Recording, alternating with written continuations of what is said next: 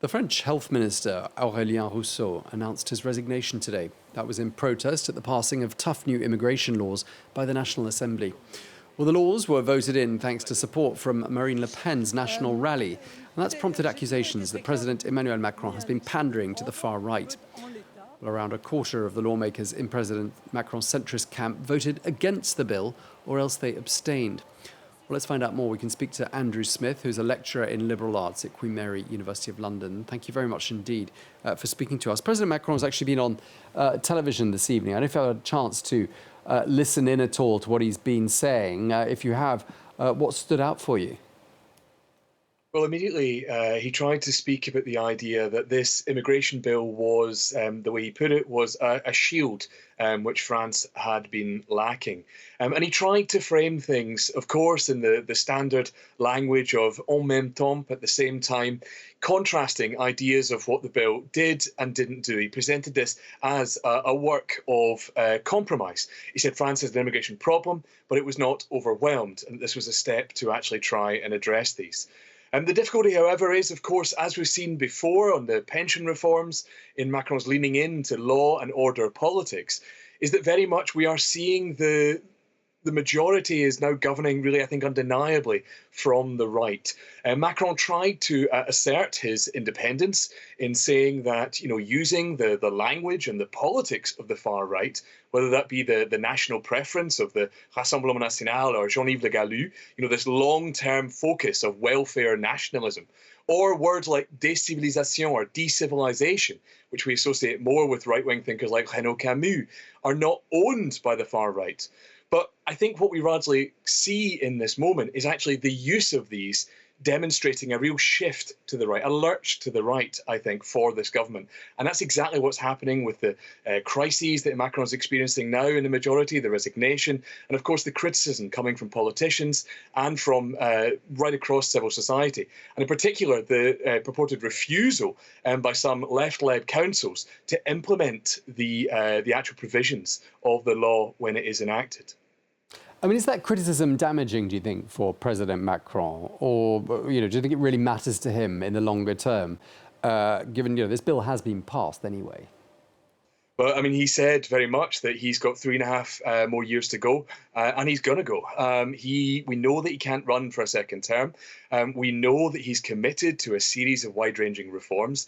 He's consistently presenting opposition in the Assembly, the democratic opposition that he faces, as kind of, immobilism, as blockages, and that he's trying to get things done and make those reforms.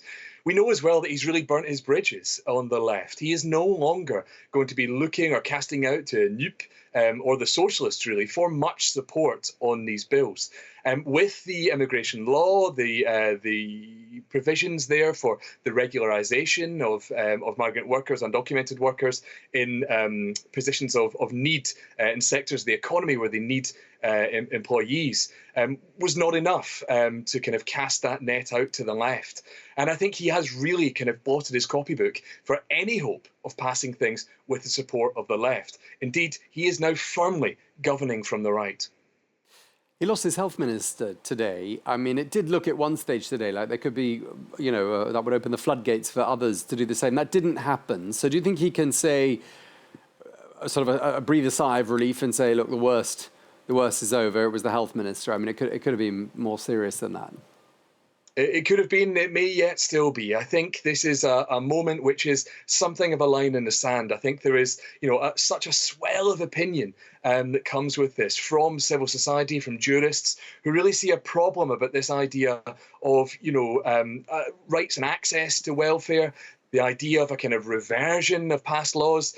And people are talking again about the Pasqua Debré law from the kind of 1980s, which was repealed by Elinor Jospin in 93. People are talking a lot about kind of France's battles in the past with what it wants to do and what kind of country it wants to be in terms of immigration. This looks very much like Macron is treating it as a threat rather than as a resource for the idea of the economy. And when Jean-Yves Le Gallou wrote about those ideas of national preference, he kind of came at it purportedly from a kind of national liberal moment, but really moving towards the far right in the Rassemblement National, the Front National then, I think Macron is taking a similar journey, focusing on these ideas of civilization and identity. And I think it's quite a dangerous path. Yeah, but these are quite difficult issues, though, to tackle. And you know, many people would say, you know, he wouldn't do it if he didn't feel, if he didn't believe it, because I mean, these are, you know, these are thorny issues. It would be easier to do nothing. What do you think the French public makes of, in particular, this immigration bill? Do you think he's got a decent amount of support from the French public? It's a difficult one. Attitudes to immigration are often dictated by wider attitudes of security in terms of what's going on around. Of course, your reports led with, you know, two very bloody and horrible wars which are ongoing at the moment. And his speech tonight, Emmanuel Macron addressed the economic challenges that are facing the French public with, you know, galloping inflation and all the rest of it. This increases, I think, a sense of insecurity, which allows people to play on fears of immigration. Of course, we saw the very difficult politics manipulated by the far right recently in Romans-sur-Isère, of course, manipulating a tragedy there as well. I think there is a real danger that this can be ramped up, and talk of the normalisation of these ideas of the far right allows people to indulge a sort of lazy turn towards protection of the self and the nation as a mobilisation. So I think it's something that can be increased, incensed and flamed up by these types of politics. But it's always something that has a willing audience amongst many people who see in these types of, you know, throwing up walls and shutting gates and holding people out, a certain type of security and sovereignty, the idea of a strong state doing something. Now, the difficulty is that's often a sign of weakness that the state is experiencing itself.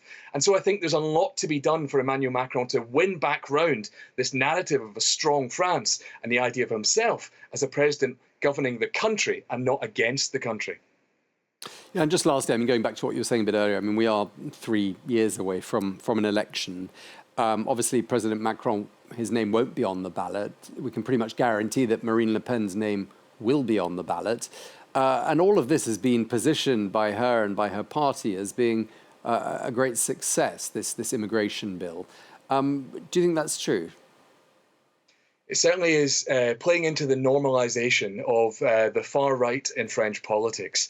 I think it did it when the far left and far right voted together to block the initial discussion of this bill. I think it has done it by the pandering in terms of its provisions to the policies of the National Rally. I think it is, in fact, representing a creeping acceptance that they are becoming some horrific part of the Republican family.